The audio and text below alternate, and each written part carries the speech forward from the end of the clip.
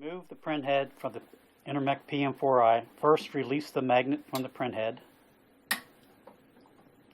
and pull the printhead out from the toggle arm.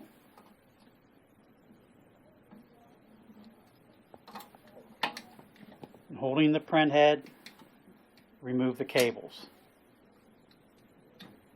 Pull the printhead on an Intermec PM4i.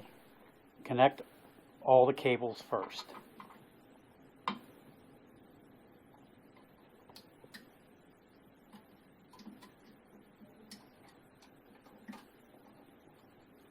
Then slide the hooks of the printhead onto the toggle bar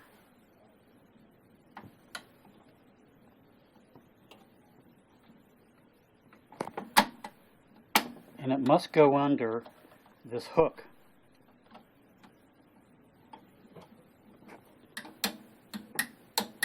Then bring down the magnet to the top of the printhead, close the printhead, and it is done.